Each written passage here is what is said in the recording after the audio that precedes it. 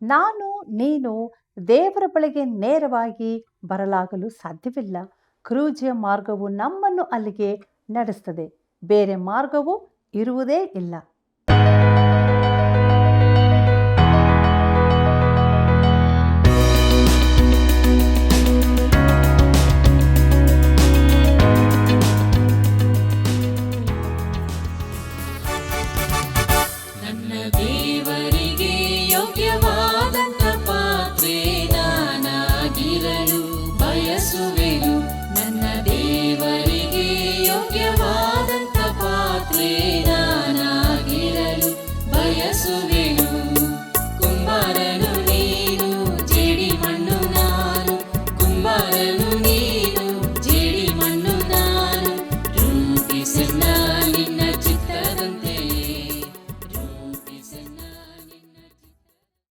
ಪ್ರೀತಿಯುಳ್ಳ ವೀಕ್ಷಕರೇ, ನಿಮ್ಮೆಲ್ಲರನ್ನು ದೈವಾನ್ವೇಷಣೆ ಸತ್ಯವೇದ ಅಧ್ಯಯನ ಕಾರ್ಯಕ್ರಮಕ್ಕೆ ಬಹು ಪ್ರೀತಿಯಿಂದ ಸ್ವಾಗತಿಸುತ್ತೇವೆ. ದೇವರ ವಾಕ್ಯಗಳನ್ನು ಸ್ಮರಿಸುವವನು ಸುಫಲವನ್ನು ಹೊಂದಿಕೊಳ್ಳುತ್ತಾನೆ. ಈ ಅಧ್ಯಯನಗಳಲ್ಲಿ ನಾವು ಪಡೆದುಕೊಂಡ ಆಶೀರ್ವಾದಗಳಿಗಾಗಿ ದೇವರನ್ನು ಕೊಂಡಾಡೋಣ. ಇಂದಿನಿಂದ 2ನೇ ಪೂರ್ವಕಾಲ ವೃತ್ತಾಂತ ಪುಸ್ತಕದ ಅಧ್ಯಯನವನ್ನು ಪ್ರಾರಂಭಿಸುವಾಗ ದೇವರಾತ್ಮನಿಗೆ ನಮ್ಮನ್ನು ಒಪ್ಪಿಸಿಕೊಟ್ಟು ಮೊದಲನೇ ಅಧ್ಯಾಯದ ಪೀಠಿಕೆ ಹಾಗೂ ಬಹು ಅಮೂಲ್ಯವಾದ ಸತ್ಯಗಳನ್ನು ತಿಳಿದುಕೊಳ್ಳೋಣ. ಬನ್ನಿ, ನಾವು ಕಣ್ಣುಗಳನ್ನು ಮುಚ್ಚಿ ಪ್ರಾರ್ಥನೆಯನ್ನು ಮಾಡೋಣ. ಪರಲೋಕ ಭೂಲೋಕಗಳನ್ನು ಸೃಷ್ಟಿ ಮಾಡಿದಂಥ ತಂದೆಯಾದ ದೇವರೇ, ಈ ಒಂದು ಸಮಯಕ್ಕಾಗಿ ನಾವು ನಿನಗೆ ಸ್ತೋತ್ರ ಮಾಡುತ್ತೇವೆ. ಈ ಕಾರ್ಯಕ್ರಮವನ್ನು ವೀಕ್ಷಿಸುತ್ತಿರುವಂಥ ಪ್ರತಿಯೊಬ್ಬ ಸಹೋದರ ಸಹೋದರಿ, ಪ್ರಿಯ ಮಿತ್ರರನ್ನು ಆಶೀರ್ವದಿಸು. ಈ ಹೊಸ ವರ್ಷದಲ್ಲಿ ಹೊಸ ರೀತಿಯಲ್ಲಿ ಅವರನ್ನು ನೀನು ತಾಕಬೇಕೆಂದು ಪ್ರಾರ್ಥಿಸ್ತೇವೆ. ನೂತನ ಆಶೀರ್ವಾದಗಳಿಂದ ನಡೆಸು. ನೀನು ಮಾತನಾಡುವಂಥ ದೇವರು. ನಿನ್ನ ವಾಕ್ಯಗಳನ್ನು ನಾವು ಅಧ್ಯಯಿಸುವಾಗ ನೀನು ಮಾತನಾಡುತ್ತಾ ಆತ್ಮಿಕವಾಗಿ ನಿನಗಾಗಿ ನಾವು ಜೀವಿಸುವಂತೆ ಕೃಪೆ ಮಾಡು. ಪ್ರತಿಯೊಬ್ಬೊಬ್ಬರನ್ನು ಆಶೀರ್ವದಿಸಬೇಕೆಂದು ಯೇಸು ಕ್ರಿಸ್ತನ ಮಹಿಮೆಯ ನಾಮದಲ್ಲಿ ಬೇಡಿ ಹೊಂದಿದ್ದೇವೆ ತಂದೆಯೇ, ಆಮೇನ್. ಕರ್ತನಲ್ಲಿ ಪ್ರೀತಿಯುಳ್ಳ ಸಹೋದರ ಸಹೋದರಿಯರೇ, ನಾನೇ ಪುನರುತ್ಥಾನವೂ ಜೀವವೂ ಆಗಿದ್ದೇನೆ ಎಂಬುದಾಗಿ ಹೇಳಿದಂಥ ನಮ್ಮ ರಕ್ಷಕನಾದ ಯೇಸು ಕ್ರಿಸ್ತನ ಅತೀ ಪರಿಶುದ್ಧವುಳ್ಳ ನಾಮದಲ್ಲಿ ನಿಮ್ಮೆಲ್ಲರಿಗೂ ಹೃದಯಪೂರ್ವಕವಾದ ವಂದನೆಗಳನ್ನು ಸಲ್ಲಿಸುತ್ತಾ ಇಂದಿನ ಕಾರ್ಯಕ್ರಮಕ್ಕೆ ಬಹು ಪ್ರೀತಿಯಿಂದ ಸ್ವಾಗತಿಸುತ್ತೇನೆ. ಪ್ರಿಯರೇ, ಇಂದಿನಿಂದ ನಾವು 2ನೇ ಪೂರ್ವಕಾಲ ವೃತ್ತಾಂತ ಪುಸ್ತಕದ ಅಧ್ಯಯನವನ್ನು ಪ್ರಾರಂಭಿಸಲಿದ್ದೇವೆ. ಕಳೆದ ಕಾರ್ಯಕ್ರಮದಲ್ಲಿ ದೇವವಾಕ್ಯ ಧ್ಯಾನದಲ್ಲಿ ನಾವು ಹೊಂದಿದ ಆಶೀರ್ವಾದಗಳನ್ನು ನೆನಪು ಮಾಡಿಕೊಳ್ಳುತ್ತಾ ದೇವರಿಗೆ ಸ್ತುತಿ ಸ್ತೋತ್ರವನ್ನು ಸಲ್ಲಿಸುತ್ತಾ ನಮ್ಮ ಅಧ್ಯಯನವನ್ನು ಪ್ರಾರಂಭಿಸೋಣ. 2ನೇ ಪೂರ್ವಕಾಲ ವೃತ್ತಾಂತ ಪುಸ್ತಕದ ಪೀಠಿಕೆಯನ್ನು ನೋಡುವಾಗ ದಾವೀದನು ದೇವಾಲಯಕ್ಕೆ ಬೇಕಾದ ಸಾಮಗ್ರಿಗಳನ್ನು, ಕೆಲಸಗಾರರನ್ನು ಕೂಡಿಸಿ ಜನರನ್ನು, ಇಸ್ರಾಯೇಲ್ ಪ್ರಭುಗಳನ್ನು ಉತ್ತೇಜನಪಡಿಸಿ ದೇವಾಲಯದ ಸೇವೆಯ ಕುರಿತಾಗಿಯೂ ತಕ್ಕ ವ್ಯವಸ್ಥೆಗಳನ್ನು ಮಾಡಿಸಿ ಬೇಕಾದ ದ್ರವ್ಯವನ್ನೂ ಕೂಡಿಸಿಟ್ಟು ಸೊಲೊಮೋನನಿಗೆ ಕಾರ್ಯಕ್ಕೆ ತೊಡಗು ಎಂದು ಹೇಳಿದ್ದನ್ನು 1ನೇ ಪೂರ್ವಕಾಲ ವೃತ್ತಾಂತದ ಕೊನೆಯ ಭಾಗಗಳಲ್ಲಿ ನೋಡಿದೆವು. 2ನೇ ಪೂರ್ವಕಾಲ ವೃತ್ತಾಂತದಲ್ಲಿ ಸೊಲೊಮೋನನು ಕಾರ್ಯಕ್ಕೆ ತೊಡಗಿದ್ದನ್ನು ನೋಡುತ್ತೇವೆ. ಪ್ರಿಯರೇ, 1ನೇ ಪೂರ್ವಕಾಲ ವೃತ್ತಾಂತವು ನಿಜವಾಗಿ ದಾವೀದನ ಕುರಿತಾಗಿಯೇ ಇದ್ದದನ್ನು ನೋಡಿದೆವು. ಉದ್ದವಾದ ವಂಶಾವಳಿಗಳೊಂದಿಗೆ ಅದು ಆರಂಭವಾಯಿತು. ಆದಾಮನಿಂದ ದಾವೀದನವರೆಗಿನ ವಂಶಾವಳಿ ಬರೆಯಲ್ಪಟ್ಟಿತ್ತು. ದಾವೀದನೇ ಯಾಕೆ? ಯಾಕಂದರೆ ದಾವೀದನಿಂದ ಕ್ರಿಸ್ತನ ಕಡೆಗೆ ವಂಶಾವಳಿ ಹರಿದು ಬರುತ್ತದೆ. ಹೊಸ ಒಡಂಬಡಿಕೆ ಹೇಗೆ ಪ್ರಾರಂಭವಾಗುತ್ತದೆ? ಯೇಸು ಕ್ರಿಸ್ತನ ವಂಶಾವಳಿಯು ಆತನು ದಾವೀದನ ವಂಶದವನು ಎಂಬುದಾಗಿ ಮತ್ತಾಯನ ಬರೆದ ಸುವಾರ್ತೆ 1ನೇ ಅಧ್ಯಾಯ 1ನೇ ವಚನದಲ್ಲಿ ಇದನ್ನು ಓದುತ್ತೇವೆ. ಈ ಕಾರಣಕ್ಕಾಗಿಯೇ ಅದು ಕೊಡಲ್ಪಟ್ಟಿದೆ. ಪ್ರಿಯರೇ, ಪೂರ್ವಕಾಲ ವೃತ್ತಾಂತ ಪುಸ್ತಕಗಳಲ್ಲಿ ದೇವರ ದೃಷ್ಟಿಕೋನವನ್ನು ಕಾಣುತ್ತೇವೆ. ಸಮುವೇಲ ಹಾಗೂ ಅರಸುಗಳ ಪುಸ್ತಕದಲ್ಲಿ ಮಾನವನ ದೃಷ್ಟಿಕೋನವು ಕೊಡಲಾಗಿದೆ. ಇದರ ಅರ್ಥ ಆ ಪುಸ್ತಕಗಳು ದೈವಪ್ರೇರಿತವಲ್ಲ ಎಂದಲ್ಲ.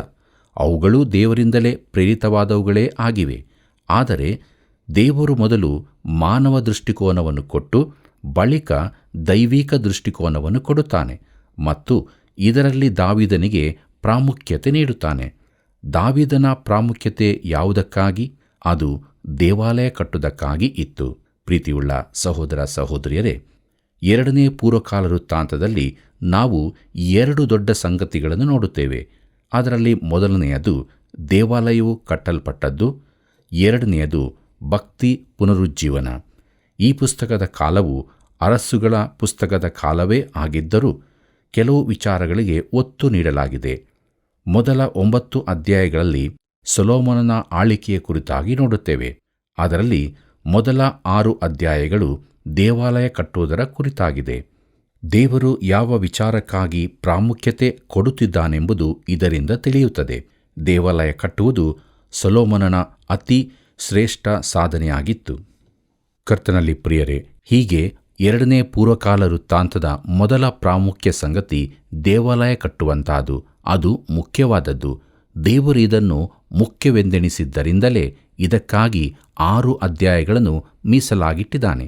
10ನೇ ಅಧ್ಯಾಯದಿಂದ ಪುಸ್ತಕದ ಕೊನೆಯವರೆಗೆ ಇಬ್ಬಾಗವಾದ ರಾಜ್ಯದ ಕುರಿತಾಗಿ ಇದೆ. ಅರಸುಗಳ ಪುಸ್ತಕದಲ್ಲಿ ನೋಡುವಂತೆ ರಾಜ್ಯವು ಇಬ್ಬಾಗವಾದ ಬಳಿಕ ಅನೇಕ ರಾಜರು ಆಳಿದರು. ಅವರಲ್ಲಿ ಹೆಚ್ಚಿನವರು ಒಳ್ಳೆಯವರಾಗಿರಲಿಲ್ಲ. ಉತ್ತರದ ರಾಜ್ಯವಾದ ಇಸ್ರಾಯೇಲಿನಲ್ಲಿ ಒಬ್ಬನಾದರೂ ಒಳ್ಳೆಯ ರಾಜನಿರಲಿಲ್ಲ.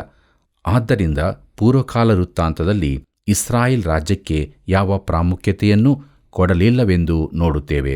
ಪ್ರಿಯರೇ, ಈ ಪುಸ್ತಕದಲ್ಲಿ ದಕ್ಷಿಣದ ರಾಜ್ಯಕ್ಕೆ ಪ್ರಾಮುಖ್ಯತೆ ಕೊಡಲಾಗಿದೆ. ಅದು ದಾವೀದನ ಮೂಲದ ಯೆಹೂದ ಕುಲದಾಗಿದೆ. ಅವರಲ್ಲಿಯೂ ಕೆಟ್ಟವರಿದ್ದರು, ಆದರೆ ಅದರಲ್ಲಿ 5 ಮಂದಿ ರಾಜರು ಉತ್ತಮರಾಗಿದ್ದರು. ಅವರು ಯಾರೆಂದರೆ ಆಸ, ಯೆಹೋಷಾಫಾಟನು, ಯೋವಾಷನು, ಹಿಜ್ಕೀಯನು ಹಾಗೂ ಓಶಿಯನು. ಪ್ರಿಯರೇ, ಈ 5 ಮಂದಿ ರಾಜರು ಈ ಜನಾಂಗಕ್ಕೆ ಪುನರುಜ್ಜೀವನ ತರುವುದಕ್ಕೆ ಕಾರಣರಾದರು. ದೇವರು ಪುನರುಜ್ಜೀವನಕ್ಕೆ ಮಹತ್ವ ನೀಡಿದ್ದಾನೆ. ಈ ಪುನರುಜ್ಜೀವನದ ಕುರಿತು ನಾವು ಈ ಭಾಗದಲ್ಲಿ ನೋಡೋಣ. ಪ್ರಿಯರೇ, ನಾವು ಕೇವಲ ಸೃಷ್ಟಿಗಳೆಂಬುದನ್ನು ನೆನಪಿರಲಿ. ದೇವರನ್ನು ಹೀಗೆಯೇ ಮಾಡಬೇಕೆಂದು ನಾವು ಒತ್ತಾಯಿಸಲಾರೆವು. ನಾವು ಏನನ್ನಾದರೂ ಮಾಡುವಂತೆ ದೇವರು ನಮ್ಮನ್ನು ನಡೆಸುತ್ತಾನೆ. ಇದೇ ದೊಡ್ಡ ಸಮಸ್ಯೆಯಾಗಿರುತ್ತದೆ. ನಾವು ಘಟನೆಗಳನ್ನು ಹಿಂದಕ್ಕೊಯ್ಯಲು ಪ್ರಯತ್ನಿಸುತ್ತೇವೆ. ನಮಗೆ ದೇವರು ವಿಧೇಯನಾಗಬೇಕಾಗಿಲ್ಲ, ನಾವು ದೇವರಿಗೆ ವಿಧೇಯರಾಗಬೇಕಾಗಿದೆ. ದೇವರು ಭಕ್ತಿ ಸಂಜೀವನ ಕಳುಹಿಸಲು ಇಷ್ಟಪಡುವುದಿಲ್ಲವೋ ಎಂದು ನೀವು ಕೇಳಬಹುದು. ಖಂಡಿತವಾಗಿ ಇಷ್ಟಪಡುತ್ತಾನೆ. ನಾವು ಆತನ ಷರತ್ತುಗಳನ್ನು ಪಾಲಿಸಬೇಕಲ್ಲವೇ?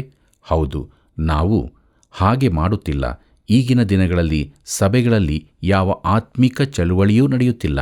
ಹೆಚ್ಚಿನ ಸಭೆಗಳು ಜೀವಹೀನವಾಗಿ ಹೋಗಿವೆ. ಪ್ರೀತಿಯುಳ್ಳ ದೇವಜನರೇ, ನಾವು ದೇವರ ವಾಕ್ಯಕ್ಕೆ ಕಿವಿಗೊಡಬೇಕು. ಆದ್ದರಿಂದಲೇ ನಾನು ದೇವರ ವಾಕ್ಯದ ಪ್ರಚಾರ ಕಾರ್ಯದಲ್ಲಿ ತೊಡಗಿದ್ದೇನೆ. ನನ್ನಲ್ಲಿಯೂ ಯೋಜನೆಯ ರೂಪುರೇಷೆಗಳಿದ್ದವು. ಆದರೆ ನಾನು ಒಪ್ಪಿಕೊಳ್ಳಬೇಕಾದ ಅಂಶವೇನೆಂದರೆ ದೇವರು ಅವುಗಳನ್ನು ಉಪಯೋಗಿಸಲಿಲ್ಲ. ಆದ್ದರಿಂದ ನನ್ನ ಯೋಜನೆಗಳ ಪ್ರಕಾರ ನಡೆದರೆ ಭಕ್ತಿ ಸಂಜೀವನ ಉಂಟಾಗಲಿಕ್ಕಿಲ್ಲ.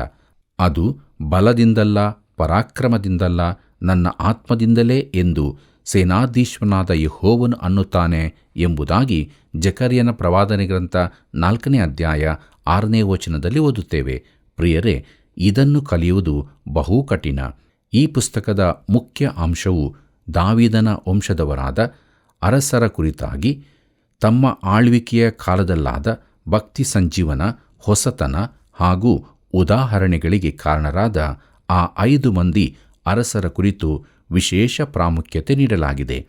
70 ವರ್ಷಗಳ ಸೆರೆವಾಸದ ಬಳಿಕ ಕೋರೇಷನು ಹೊರಡಿಸಿದ ರಾಜಾಜ್ಞೆಯೊಂದಿಗೆ ಈ ಪುಸ್ತಕವು ಕೊನೆಗೊಳ್ಳುತ್ತದೆ. ಇದು ದೇವರ ದೃಷ್ಟಿಕೋನದಿಂದ ಬರೆದದೆಂಬುದನ್ನು ನೆನಪಿನಲ್ಲಿಡಿರಿ. ಪ್ರೀತಿಯುಳ್ಳ ಸಹೋದರ ಸಹೋದರಿಯರೇ, ಮುಂದಕ್ಕೆ ನಾವು 2ನೇ ಪೂರ್ವಕಾಲ ವೃತ್ತಾಂತ ಪುಸ್ತಕದ ರೂಪುರೇಷೆಗಳನ್ನು ನೋಡೋಣ. ಅದರಲ್ಲಿ ಮೊದಲನೆಯದು ಸೊಲೊಮೋನನ ಆಳ್ವಿಕೆ, 1ರಿಂದ 9ನೇ ಅಧ್ಯಾಯಗಳು. ಎರಡನೇದಾಗಿ ರಾಜ್ಯವು ಇಬ್ಬಾಗವಾದದ್ದು, ಯೆಹೂದದ ಚರಿತ್ರೆ, 10ರಿಂದ 36 ಅಧ್ಯಾಯಗಳು. ಸುಧಾರಣೆಗೆ ಹೆಚ್ಚಿನ ಪ್ರಾಮುಖ್ಯತೆ ಕೊಡಲಾಗಿದೆ.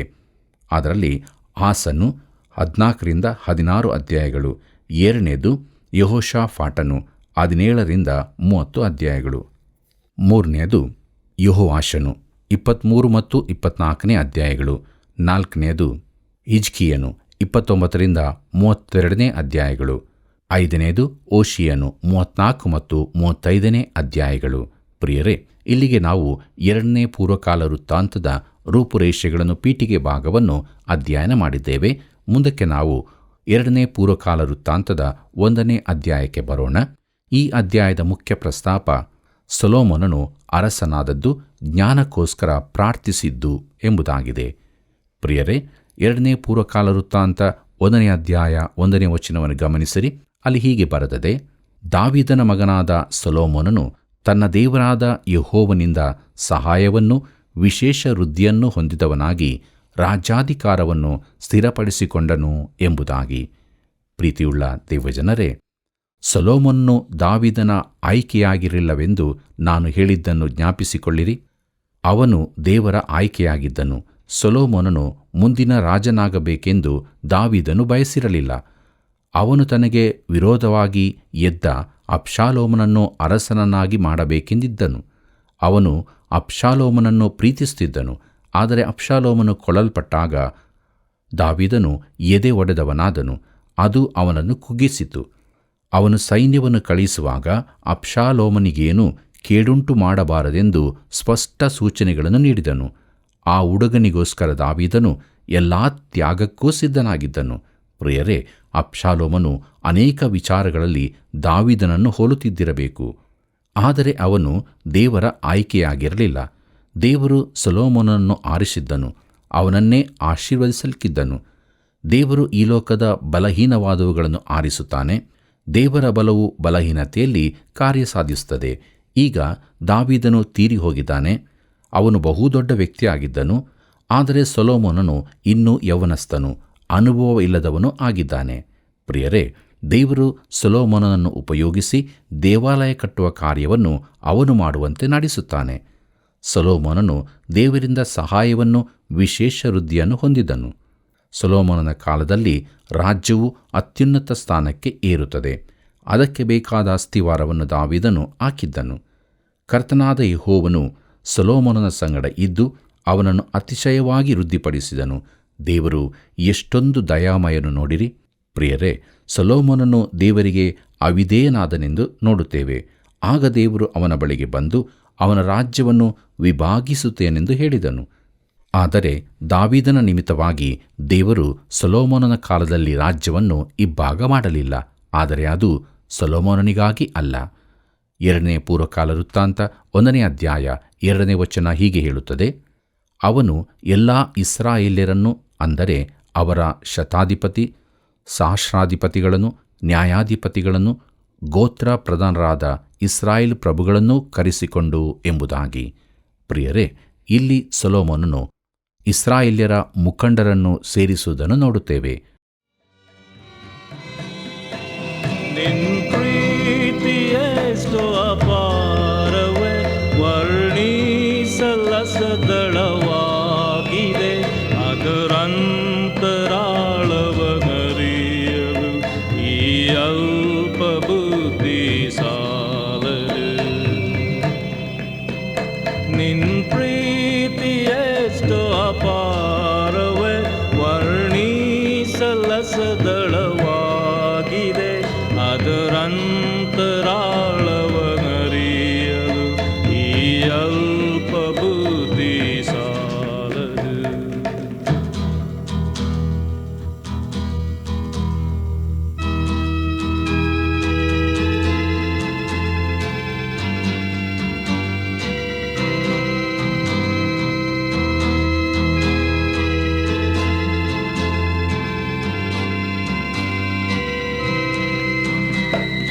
ನನ್ನನ್ನು ನೀನು ಪ್ರೀತಿಸಿದ್ದು ಶಾಶ್ವತ ಪ್ರೇಮದಿ, ಪ್ರೀತಿ ಕರುಣೆಯಿಂದಲೇ ನನ್ನನ್ನು ಸೆಳೆದಿ. ನಿನ್ನನೆಷ್ಟು ಸ್ತುತಿಸಿದರು ಇನ್ನು ಸಾಲದು, ಇನ್ನು ಸಾಲದು. ನಿನ್ ಪ್ರೀತಿಯೆಷ್ಟು ಅಪಾರವೇ, ವರ್ಣಿಸಲಸದಳವಾಗಿದೆ. ಅದರಂತರಾಳವನರಿಯಲು ಈ ಅಲ್ಪ ಬುದ್ಧಿ ಸಾಲದು.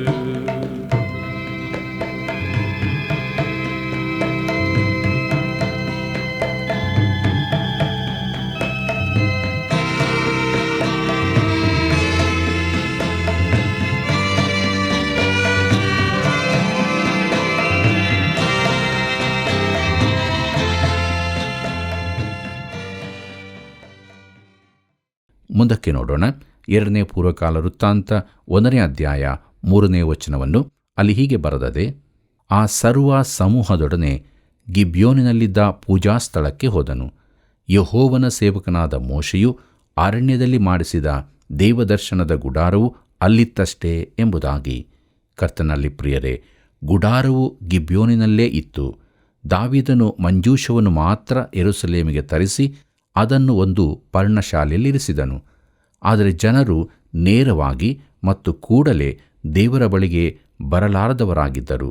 ಇದು ಅದ್ಭುತವಾದದ್ದು. ದೇವರ ಬಳಿಗೆ ಗುಡಾರದ ಮೂಲಕವೇ ಬರಬೇಕಾಗಿತ್ತು. ಯಾಕಂದರೆ ಹಿತ್ತಾಳೆಯ ಯಜ್ಞವೇದಿ ಅಲ್ಲಿಯೇ ಇತ್ತು. ಈ ಯಜ್ಞವೇದಿಯು ಕ್ರಿಸ್ತನ ಕ್ರೂಜೆಯ ಸಂಕೇತವಾಗಿದೆ. ದೇವರನ್ನು ಸಮೀಪಿಸಬೇಕಾದರೆ ಜನರು ಅಲ್ಲಿಗೇ ಹೋಗಬೇಕಾಗಿತ್ತು. ಪ್ರಿಯರೇ, ನಾನು ನೀನು ದೇವರ ಸಮ್ಮುಖಕ್ಕೆ ಈ ರೀತಿಯಲ್ಲೇ ಬರಬೇಕಾಗಿದೆ. ಯಾರು ಯಾವ ಸ್ಥಿತಿಯಲ್ಲೂ ಬರಬಹುದು. ಆತನು ಅವರ ಕೂಗಿಗೆ ಕಿವಿಕೊಡುತ್ತಾನೆಂಬ ಅಭಿಪ್ರಾಯ ಹೆಚ್ಚಿನವರಲ್ಲಿದೆ. ದೇವರು ಯಾವಾಗಲೂ ಪ್ರಾರ್ಥನೆ ಕೇಳುವುದಿಲ್ಲವೆಂದು ಸತ್ಯವೇದವು ತಿಳಿಸುತ್ತದೆ. ಪೇತ್ರನ ಮಾತುಗಳನ್ನು ಕೇಳಿರಿ. ಪೇತ್ರನು ಬರೆದ 1ನೇ ಪತ್ರಿಕೆ 3ನೇ ಅಧ್ಯಾಯ 12ನೇ ವಚನದಲ್ಲಿ ಅಲ್ಲಿ ಹೀಗೆ ನೋಡುತ್ತೇವೆ, ಯಾಕೆಂದರೆ ಕರ್ತನು ನೀತಿವಂತರನ್ನು ಕಟಾಕ್ಷಿಸುತ್ತಾನೆ, ಆತನು ಅವರ ವಿಜ್ಞಾಪನೆಗಳಿಗೆ ಕಿವಿಕೊಡುತ್ತಾನೆ, ಕೆಡುಕರಿಗೋ ಕರ್ತನು ಕೋಪದ ಮುಖವುಳ್ಳವನಾಗಿರುತ್ತಾನೆ ಎಂಬುದಾಗಿ. ಪ್ರಿಯರೇ, ಕೆಡುಕನ್ನು ಮಾಡುವವರ ಪ್ರಾರ್ಥನೆಯನ್ನು ದೇವರು ಕೇಳುತ್ತಾನೆಂದು ಎಲ್ಲಿಯೂ ಹೇಳಿಲ್ಲ. ಆತನು ಯಾವಾಗಲೂ ಕೇಳುವ ಪ್ರಾರ್ಥನೆಯೆಂದರೆ ಪಾಪಿಯು ಆತನ ಬಳಿಗೆ ಬಂದು ಕ್ರಿಸ್ತನಲ್ಲಿ ಆತನು ತೋರಿಸಿದ ಕರುಣೆಯನ್ನು ಸ್ವೀಕರಿಸುವ ನಂಬಿಕೆಯ ಪ್ರಾರ್ಥನೆ. ನೀನು ದೇವರ ಬಳಿಗೆ ಬರಬೇಕಾದರೆ ಕ್ರೂಜೆಯ ಮೂಲಕವೇ ಬರಬೇಕಾಗಿದೆ. ಪ್ರೀತಿಯುಳ್ಳ ದೇವಜನರೇ, ಸೊಲೊಮೋನನು ಇದನ್ನೇ ಮಾಡುತ್ತಾನೆ. ಅವನು ಎಲ್ಲ ನಾಯಕರೊಂದಿಗೆ ಗುಡಾರವು ಹಿತ್ತಾಳೆಯ ವೇದಿಯೂ ಇರುವ ಸ್ಥಳಕ್ಕೆ ಕರೆದುಕೊಂಡು ಹೋಗುತ್ತಾನೆ. ಅವನು ತನ್ನ ಆಳ್ವಿಕೆಯ ಆರಂಭದಲ್ಲೇ ಬುದ್ಧಿವಂತಿಕೆಯಿಂದ ವರ್ತಿಸುತ್ತಾನೆ. 2ನೇ ಪೂರ್ವಕಾಲ ವೃತ್ತಾಂತ 1ನೇ ಅಧ್ಯಾಯ 4 ಮತ್ತು 5ನೇ ವಚನವನ್ನು ಗಮನಿಸಿರಿ. ಅಲ್ಲಿ ಹೀಗೆ ಬರೆದದೆ, ದಾವೀದನು ದೇವರ ಮಂಜೂಷವನ್ನು ಕಿರ್ಯಾತ್ಯಾರೀಮಿನಿಂದ ತಾನು ಯೆರೂಸಲೇಮಿನಲ್ಲಿ ಅದಕ್ಕೋಸ್ಕರ ಸಿದ್ಧಮಾಡಿಟ್ಟ ಡೇರೆಗೆ ತೆಗೆದುಕೊಂಡು ಬಂದಿದ್ದರೂ, ಊರಿಯ ಮಗನೂ ಹೂರನ ಮೊಮ್ಮಗನೂ ಆದ ಬೆಚಲೇಲನು ಮಾಡಿದ ತಾಮ್ರದ ಯಜ್ಞವೇದಿಯು ಅಲ್ಲೇ ಯೆಹೋವನ ಗುಡಾರದ ಮುಂದಿತ್ತು. ಆ ವೇದಿಗಾಗಿಯೇ ಸೊಲೊಮೋನನು ಆ ಸಮೂಹದವರು ಅಲ್ಲಿಗೆ ಹೋದರು ಎಂಬುದಾಗಿ. ಪ್ರೀತಿಯುಳ್ಳ ದೇವಜನರೇ, ದೇವರ ಬಳಿಗೆ ಬರುವ ಮಾರ್ಗವು ಹಿತ್ತಾಳೆಯ ವೇದಿಯ ಮೂಲಕ ಮಾತ್ರವೇ. ಅವರು ಆತನ ಬಳಿಗೆ ಮಂಜೂಷದ ಮೂಲಕ ಹೋಗಲಾಗುತ್ತಿರಲಿಲ್ಲ. ಅಂದರೆ ನಾನು ನೀನು ದೇವರ ಬಳಿಗೆ ನೇರವಾಗಿ ಬರಲಾಗದು. ಕ್ರೂಜೆಯ ಮಾರ್ಗವು ನಮ್ಮನ್ನು ಅಲ್ಲಿಗೆ ನಡೆಸುತ್ತದೆ. ಬೇರೆ ಯಾವ ಮಾರ್ಗವೂ ಇರುವುದಿಲ್ಲ. 2ನೇ ಪೂರ್ವಕಾಲ ವೃತ್ತಾಂತ 1ನೇ ಅಧ್ಯಾಯ 6ನೇ ವಚನ ಹೀಗೆ ಹೇಳುತ್ತದೆ, ಸೊಲೊಮೋನನು ದೇವದರ್ಶನ ಗುಡಾರದ ಬಳಿಯಲ್ಲಿ ಯೆಹೋವನ ಮುಂದಿದ್ದ ಆ ತಾಮ್ರ ವೇದಿಯ ಮೇಲೆ 1000 ಸರ್ವಾಂಗ ಹೋಮಗಳನ್ನು ಸಮರ್ಪಿಸಿದನು ಎಂಬುದಾಗಿ. ಪ್ರಿಯರೇ, ಯಜ್ಞಗಳನ್ನು ಮಾಡುವುದರಲ್ಲಿ ಅವರು ಜಿಪುಣರಾಗಲಿಲ್ಲ. ಈ ಎಲ್ಲ ಅವಧಿಯಲ್ಲೂ ಸೊಲೊಮೋನನ ಆಳ್ವಿಕೆಯಲ್ಲಿ ಯಜ್ಞಗಳು ಯಥೇಷ್ಟವಾಗಿ ಸಲ್ಲಿಸಲ್ಪಟ್ಟದನ್ನು ನೋಡುತ್ತೇವೆ. 2ನೇ ಪೂರ್ವಕಾಲ ವೃತ್ತಾಂತ 1ನೇ ಅಧ್ಯಾಯ 7ನೇ ವಚನದಿಂದ 9ನೇ ವಚನದವರೆಗೆ ಗಮನಿಸಿರಿ. ಅಲ್ಲಿ ನಾವು ಹೀಗೆ ನೋಡುತ್ತೇವೆ, ಅದೇ ರಾತ್ರಿಯಲ್ಲಿ ದೇವರು ಸೊಲೊಮೋನನಿಗೆ ದರ್ಶನ ಕೊಟ್ಟು, ನಿನಗೆ ಯಾವ ವರ ಬೇಕು ಕೇಳಿಕೋ ಎಂದು ಹೇಳಲು, ಸೊಲೊಮೋನನು ಆತನಿಗೆ, ನೀನು ನನ್ನ ತಂದೆಯಾದ ದಾವೀದನಿಗೆ ಮಹಾಕೃಪೆಯನ್ನು ತೋರಿಸಿ ಅವನಿಗೆ ಬದಲಾಗಿ ನನ್ನನ್ನು ಅರಸನನ್ನಾಗಿ ನೇಮಿಸಿದ್ದಿ. ಹೀಗಿರಲಾಗಿ ದೇವರಾದ ಯೆಹೋವನೇ, ನೀನು ನನ್ನ ತಂದೆಯಾದ ದಾವೀದನಿಗೆ ನುಡಿದದ್ದು ಸಾರ್ಥಕವಾಗಲಿ. ಭೂಮಿಯ ಧೂಳಿನಷ್ಟು ಅಸಂಖ್ಯವಾದ ಜನಾಂಗದ ಮೇಲೆ ನನ್ನನ್ನು ಅರಸನನ್ನಾಗಿ ನೇಮಿಸಿದ್ದಿ ಎಂಬುದಾಗಿ. ಕರ್ತನಲ್ಲಿ ಪ್ರಿಯರೇ, ದೇವರು ದಾವೀದನಿಗೆ ಮಾತ್ರವಲ್ಲದೆ ಅಬ್ರಹಾಮನಿಗೂ ಮಾಡಿದ ವಾಗ್ದಾನವೇನೆಂದರೆ, ನಿನ್ನ ಸಂತಾನವನ್ನು ಧೂಳಿನಂತೆ ಹೆಚ್ಚಿಸುತ್ತೇನೆ ಎಂದು. ನಾವು ಅವರನ್ನು ಲೆಕ್ಕಿಸಲು ಸಾಧ್ಯವಿಲ್ಲ. 2ನೇ ಪೂರ್ವಕಾಲ ವೃತ್ತಾಂತ 1ನೇ ಅಧ್ಯಾಯ 10ನೇ ವಚನ ಹೀಗೆ ಹೇಳುತ್ತದೆ, ನಿನ್ನ ಪ್ರಜೆಯಾದ ಈ ಮಹಾಜನಾಂಗವನ್ನು ಆಳುವುದಕ್ಕೆ ಸಮರ್ಥರಾರು? ನಾನು ಈ ಜನರ ನಾಯಕನಾಗಿ ಹೋಗುತ್ತಾ ಬರುತ್ತಾ ಇರುವುದಕ್ಕೋಸ್ಕರ ನನಗೆ ಜ್ಞಾನ ವಿವೇಕಗಳನ್ನು ಅನುಗ್ರಹಿಸಬೇಕು ಎಂದು ದೇವರನ್ನು ಬೇಡಿಕೊಂಡನು ಎಂಬುದಾಗಿ. ಪ್ರೀತಿಯುಳ್ಳ ದೇವಜನರೇ, ಸೊಲೊಮೋನನು ಬುದ್ಧಿವಂತಿಕೆ ಉಪಯೋಗಿಸಿ ಜ್ಞಾನಕ್ಕಾಗಿ ಬೇಡಿಕೊಂಡನೆಂದು ಅವನನ್ನು ಜನರು ಮೆಚ್ಚುತ್ತಾರೆ. ದೇವರು ಕೂಡ ಅದಕ್ಕಾಗಿ ಅವನನ್ನು ಶ್ಲಾಘಿಸುತ್ತಾನೆ. ಆದರೆ ಅವನಿಗೆ ಈ ಆಲೋಚನೆ ಎಲ್ಲಿಂದ ಬಂತು? ನಾವು ಹಿಂದಕ್ಕೆ 1ನೇ ಪೂರ್ವಕಾಲ ವೃತ್ತಾಂತ 22ನೇ ಅಧ್ಯಾಯಕ್ಕೆ ಹೋಗುವುದಾದರೆ ಅಲ್ಲಿ ದಾವೀದನು ಸೊಲೊಮೋನನಿಗೆ, ನಾನು ನನ್ನ ದೇವರಾದ ಯೆಹೋವನ ಹೆಸರಿಗೋಸ್ಕರ ಆಲಯವನ್ನು ಕಟ್ಟಬೇಕೆಂದು ಮನಸ್ಸು ಮಾಡಿದ್ದೆನು. ಆದರೆ ಯೆಹೋವನು ನನಗೆ, ನೀನು ಬಹಳ ರಕ್ತವನ್ನು ಸುರಿಸಿದವನು, ಮಹಾಯುದ್ಧಗಳನ್ನು ನಡೆಸಿದವನೂ ಆಗಿರುತ್ತಿ. ನೀನು ನನ್ನೆದುರಿನಲ್ಲಿ ಬಹಳ ರಕ್ತವನ್ನು ಸುರಿಸಿದ್ದರಿಂದ ನನ್ನ ಹೆಸರಿಗಾಗಿ ಆಲಯವನ್ನು ಕಟ್ಟಬಾರದು. ನಿನಗೆ ಒಬ್ಬ ಮಗನು ಹುಟ್ಟುವನು, ಅವನು ಸಮಾಧಾನ ಪುರುಷನಾಗಿರುವನು. ನಾನು ಅವನ ಸುತ್ತಣ ಎಲ್ಲ ವಿರೋಧಿಗಳನ್ನು ಅಣಗಿಸಿ ಅವನಿಗೆ ಸಮಾಧಾನವನ್ನು ಅನುಗ್ರಹಿಸುವೆನು. ಅವನಿಗೆ ಸೊಲೊಮೋನೆಂಬ ಹೆಸರಿರುವುದು. ಅವನ ಕಾಲದಲ್ಲಿ ಇಸ್ರಾಯೇಲ್ಯರಿಗೆ ಸಮಾಧಾನವನ್ನು ಸೌಭಾಗ್ಯವನ್ನು ದಯಪಾಲಿಸುವೆನು. ಅವನೇ ನನ್ನ ಹೆಸರಿಗಾಗಿ ಒಂದು ಮನೆಯನ್ನು ಕಟ್ಟುವನು. ಅವನು ನನಗೆ ಮಗನಾಗಿರುವನು, ನಾನು ಅವನಿಗೆ ತಂದೆಯಾಗಿರುವೆನು. ಇಸ್ರಾಯೇಲ್ಯರಲ್ಲಿ ಅವನ ರಾಜ್ಯ ಸಿಂಹಾಸನವನ್ನು ನಿರಂತರವಾಗಿ ಸ್ಥಿರಪಡಿಸುವೆನು ಎಂಬುದಾಗಿ ಹೇಳಿದನು. ಆದ್ದರಿಂದ ದೇವರು ಸೊಲೊಮೋನನಿಗೆ, ನಿನಗೇನು ಬೇಕು ಎಂದು ಕೇಳಿದಾಗ ಅವನು, ನನಗೆ ಜ್ಞಾನ ವಿವೇಕಗಳನ್ನು ದಯಪಾಲಿಸು ಎಂದು ಕೇಳಿಕೊಂಡನು. ಆದರೂ ದೇವರು ಅವನ ಕೇಳಿಕೆಯನ್ನು ಮೆಚ್ಚಿದನು. 2ನೇ ಪೂರ್ವಕಾಲ ವೃತ್ತಾಂತ 1ನೇ ಅಧ್ಯಾಯ 11 ಮತ್ತು 12ನೇ ವಚನವನ್ನು ಗಮನಿಸಿರಿ.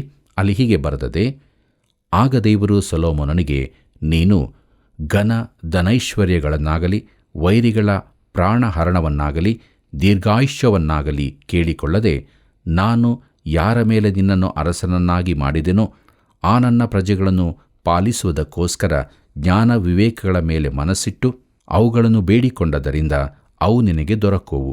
ಇದಲ್ಲದೆ ನಾನು ನಿನಗೆ ಘನ ಧನೈಶ್ವರ್ಯಗಳನ್ನು ಅನುಗ್ರಹಿಸುತ್ತೇನೆ. ಇಂಥ ಘನ ಧನೈಶ್ವರ್ಯಗಳು ನಿನಗಿಂತ ಮೊದಲಿದ್ದ ಅರಸರಲ್ಲಿ ಯಾರಲ್ಲಿಯೂ ಇರಲಿಲ್ಲ, ನಿನ್ನ ಆನಂತರದವರಿಗೂ ಇರುವುದಿಲ್ಲ ಅಂದನು ಎಂಬುದಾಗಿ. ಪ್ರೀತಿಯುಳ್ಳ ಸಹೋದರ ಸಹೋದರಿಯರೇ, ದೇವರು ಅವನು ಕೇಳಿಕೊಂಡಂತೆ ಜ್ಞಾನ ವಿವೇಕಗಳನ್ನು ಮಾತ್ರವಲ್ಲದೆ ಇತರ ಆಶೀರ್ವಾದಗಳನ್ನು ಕೊಡುತ್ತಾನೆ. ಆದರೆ ಅವನ ಕೇಳಿಕೆಯು ಜನಗಳನ್ನಾಳುವುದಕ್ಕೆ ಬೇಕಾದ ಜ್ಞಾನ ವಿವೇಕಗಳಾಗಿತ್ತು. ಆದರೆ ಅವನು ಆತ್ಮೀಕ ತಿಳುವಳಿಕೆಗಾಗಿ ಕೇಳಿಕೊಳ್ಳಲಿಲ್ಲ. ಅವನ ಜೀವಿತದಲ್ಲಿ ಅವನಲ್ಲಿ ಆತ್ಮೀಕ ತಿಳುವಳಿಕೆಯ ಕೊರತೆಯಿತ್ತೆಂದು ನಾವು ನೋಡುತ್ತೇವೆ. ಆಳುವುದಕ್ಕೆ ಬೇಕಾದ ಜ್ಞಾನವು ಅವನಿಗೆ ಕೊಡಲ್ಪಟ್ಟರೂ ಅವನಲ್ಲಿ ತನ್ನ ಸ್ವಂತ ವೈಯಕ್ತಿಕ ಜೀವಿತವನ್ನು ಸರಿಪಡಿಸಿಕೊಳ್ಳಲು ಬೇಕಾದ ವಿವೇಕವಿರಲಿಲ್ಲ. 2ನೇ ಪೂರ್ವಕಾಲ ವೃತ್ತಾಂತ 1ನೇ ಅಧ್ಯಾಯ 14 ಮತ್ತು 15ನೇ ವಚನಗಳನ್ನು ಗಮನಿಸಿರಿ. ಅಲ್ಲಿ ಹೀಗೆ ಬರೆದದೆ, ಅರಸನಾದ ಸೊಲೊಮೋನನು ರಥಗಳನ್ನು ರಾಹುತರನ್ನೂ ಸಂಗ್ರಹಿಸಿದನು. ಅವನ ರಥಗಳು 1400, ರಾಹುತರು 12,000. ಇವುಗಳಲ್ಲಿ ಕೆಲವನ್ನು ಯೆರೂಸಲೇಮಿನಲ್ಲಿಟ್ಟುಕೊಂಡು ಉಳಿದವುಗಳನ್ನು ರಥಗಳಿಗೋಸ್ಕರ ನೇಮಿಸಿದ ಪಟ್ಟಣಗಳಲ್ಲಿರಿಸಿದನು. ಅವನ ಮುಖಾಂತರವಾಗಿ ಯೆರೂಸಲೇಮಿನಲ್ಲಿ ಬೆಳ್ಳಿ ಬಂಗಾರವು, ಕಲ್ಲಿನ ಹಾಗೂ ದೇವದಾರು ಮರಗಳು, ಇಳಕಲ್ಲಿನ ಪ್ರದೇಶದಲ್ಲಿ ಬೆಳೆಯುವ ಹತ್ತಿ ಮರಗಳ ಹಾಗೂ ಹೇರಳವಾದವು ಎಂಬುದಾಗಿ. ಕರ್ತನಲ್ಲಿ ಪ್ರಿಯರೇ, ಅಲ್ಲಿ ಹತ್ತಿ ಮರಗಳು ಈಗಲೂ ಹೇರಳವಾಗಿ ಬೆಳೆಯುತ್ತವೆ. ಆದರೆ ದೇವದಾರು ಮರಗಳು ಅಷ್ಟು ಹೆಚ್ಚಾಗಿ ಇರುವುದಿಲ್ಲ. ಅವನು ದೇವದಾರು ಮರಗಳನ್ನು ಹತ್ತಿ ಮರಗಳಂತೆ ಹೇರಳವಾಗಿ ಬೆಳೆಸಿದನು. ಬೆಳ್ಳಿ ಬಂಗಾರಗಳನ್ನು ಕಲ್ಲಿನಂತೆ ವೃದ್ಧಿಸಿದನು. ನೀವು ಒಂದು ವೇಳೆ ಆ ಪ್ರದೇಶಕ್ಕೆ ಭೇಟಿ ನೀಡುವುದಾದರೆ, ಅಲ್ಲಿನ ಚಿತ್ರಗಳನ್ನು ನೋಡುವುದಾದರೆ, ಅಲ್ಲಿ ಎಲ್ಲ ಕಡೆಯೂ ಕಲ್ಲು ಬಂಡೆಗಳಿರುವುದನ್ನು ಕಾಣಬಹುದು. ಸೊಲೊಮೋನನು ಬೆಳ್ಳಿ ಬಂಗಾರಗಳನ್ನು ಈ ಕಲ್ಲಿನಂತೆ ವೃದ್ಧಿಯಾಗುವಂತೆ ಮಾಡಿದ್ದನು. ಪ್ರೀತಿಯುಳ್ಳ ದೇವಜನರೇ, ಕೊನೆಯದಾಗಿ ನಾವು 2ನೇ ಪೂರ್ವಕಾಲ ವೃತ್ತಾಂತ 1ನೇ ಅಧ್ಯಾಯ 16ನೇ ವಚನವನ್ನು ಗಮನಿಸೋಣ. ಅಲ್ಲಿ ಹೀಗೆ ಬರೆದದೆ, ಅರಸನಾದ ಸೊಲೊಮೋನನ ಕುದುರೆಗಳು ಐಗುಪ್ತ ದೇಶದವುಗಳು, ಅವನ ವರ್ತಕರು ಅವುಗಳನ್ನು ಹಿಂಡುಗಟ್ಟಲೆಯಾಗಿ ಕೊಂಡುಕೊಂಡು ಬರುತ್ತಿದ್ದರು ಎಂಬುದಾಗಿ.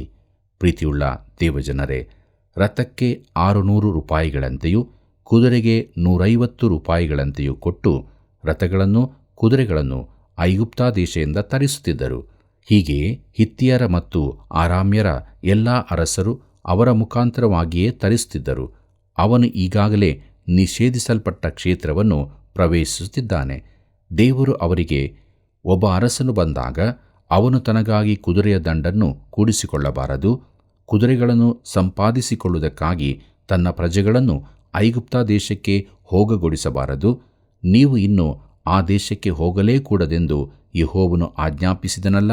ಅವನು ಅನೇಕ ಸ್ತ್ರೀಯರನ್ನು ಮದುವೆ ಮಾಡಿಕೊಳ್ಳಬಾರದು, ಮಾಡಿಕೊಂಡರೆ ಅವನ ಮನಸ್ಸು ಯೆಹೋವನ ಕಡೆಯಿಂದ ತಿರುಗುವುದಕ್ಕೆ ಅವಕಾಶವಾಗುವುದು. ಅವನು ಬೆಳ್ಳಿ ಬಂಗಾರವನ್ನು ವಿಶೇಷವಾಗಿ ಗಳಿಸಿಕೊಳ್ಳಬಾರದು ಎಂಬುದಾಗಿ ದೇವರು ಅವರಿಗೆ ಹೇಳಿದ್ದನು. ಇದನ್ನು ನಾವು ಧರ್ಮೋಪದೇಶಕಾಂಡ ಪುಸ್ತಕ 17ನೇ ಅಧ್ಯಾಯ 16 ಮತ್ತು 17ನೇ ವಚನದಲ್ಲಿ ಓದುತ್ತೇವೆ. ಪ್ರಿಯರೇ, ಸೊಲೊಮೋನನಾದರೂ ಕುದುರೆಗಳನ್ನು ಕೂಡಿಸಿಕೊಳ್ಳುತ್ತಾ ವೈಯಕ್ತಿಕವಾಗಿ ಶ್ರೀಮಂತನೂ ಆಗಿದ್ದನು. ಮುಂದಕ್ಕೆ ಅವನು ಪತ್ನಿಯರ ಸಂಖ್ಯೆಯನ್ನು ಹೆಚ್ಚಿಸಿಕೊಂಡದ್ದನ್ನು ನೋಡುತ್ತೇವೆ. ಪ್ರೀತಿಯುಳ್ಳ ದೇವಜನರೇ, ಮುಂದಿನ ಕಾರ್ಯಕ್ರಮದಲ್ಲಿ ಹೆಚ್ಚಿನ ಭಾಗಗಳನ್ನು ನಾವು ಅಧ್ಯಯನ ಮಾಡಲಿಕ್ಕಿದ್ದೇವೆ. ದೇವರ ವಾಕ್ಯವು ನಮ್ಮ ಸಂಗಡ ಮಾತನಾಡಿದೆಯಲ್ಲವೇ? ಸೊಲೊಮೋನನಿಗೆ ಜ್ಞಾನ ವಿವೇಕಗಳು ಇತ್ತು, ಆದರೆ ಆತ್ಮಿಕವಾಗಿ ಅವನು ಬಲಹೀನನಾಗಿದ್ದನು. ಅವನಲ್ಲಿ ಆತ್ಮಿಕ ಕೊರತೆಗಳು ಇತ್ತು. ನಮ್ಮ ಜೀವಿತ ಹಾಗಿದೆ ಪ್ರಿಯರೇ. ದೇವರ ವಾಕ್ಯ ನಮ್ಮ ಸಂಗಡ ಮಾತನಾಡುತ್ತದೆ. ನಾವು ಆತ್ಮದಲ್ಲಿ ಬಲ ಹೊಂದಿ ದೇವರ ಅನ್ಯೂನತೆಯಲ್ಲಿ ಜೀವಿಸಬೇಕು ಎಂಬುದಾಗಿ. ಆದ್ದರಿಂದ ಅನುದಿನವೂ ದೇವರ ವಾಕ್ಯಕ್ಕೆ ವಿಧೇಯರಾಗೋಣ, ದೇವರನ್ನು ಪ್ರೀತಿಸೋಣ, ದೇವರನ್ನೇ ಆರಾಧಿಸುತ್ತಾ ನಿತ್ಯ ಜೀವದ ನಿರೀಕ್ಷೆಯಲ್ಲಿ ಜೀವಿಸೋಣ. ಈಗಾಗುವಂತೆ ದೇವರು ತಾನು ನಮಗೆ ಸಹಾಯ ಮಾಡಿ ನಡೆಸಲಿ. ಕರ್ತನ ಕೃಪೆಯು ಸದಾ ನಿಮ್ಮ ಸಂಗಡ ಇರಲಿ. ಪ್ರಿಯರೇ, ಭಕ್ತಿ ಸಂಜೀವನವು ದೇವರಾತ್ಮನ ಮೂಲಕವೇ ಉಂಟಾಗುತ್ತದೆ, ಹೊರತು ನಮ್ಮ ಪ್ರಯತ್ನದಿಂದಲ್ಲ. ನಾವು ಪ್ರಾರ್ಥಿಸಬೇಕು ನಿಜ, ಆದರೆ ದೇವರ ಆಲೋಚನೆ ನೆರವೇರುವುದಕ್ಕೆ ನಾವು ಒಪ್ಪಿಸಿಕೊಡಬೇಕು. ಎಂತಹ ಅದ್ಭುತವಾದ ಸತ್ಯವಲ್ಲವೇ? ಸೊಲೊಮೋನನು ಜ್ಞಾನ ವಿವೇಕದಿಂದ ತುಂಬಿದ್ದರೂ ಕೂಡ ಆತ್ಮಿಕ ವಿಷಯದಲ್ಲಿ ಕೊರತೆ ಉಳ್ಳವನಾಗಿದ್ದನು. ನಾವಾದರೂ ಆತ್ಮದಲ್ಲಿ ಬಲ ಹೊಂದಿ ನಿರೀಕ್ಷೆಯ ಜೀವಿತದಲ್ಲಿ ಮುಂದೆ ಮುಂದೆ ಸಾಗೋಣ. ಪ್ರಿಯ ವೀಕ್ಷಕರೇ, ಕಾರ್ಯಕ್ರಮ ವೀಕ್ಷಿಸಿ ಕರೆ ಮಾಡಿರುವಿರಾ? ನಿಮ್ಮ ಒಂದೊಂದು ಕರೆಯು ಅನೇಕರ ಜೀವಿತಕ್ಕೆ ಬೆಳಕಾಗುತ್ತದೆ. ಆದ್ದರಿಂದ ಹಿಂದೆ ಕರೆ ಮಾಡಿರಿ, ಇತರರಿಗೆ ತಿಳಿಯಪಡಿಸಿರಿ. ಮತ್ತೆ ಸಂಧಿಸೋಣ. ವಂದನೆಗಳು.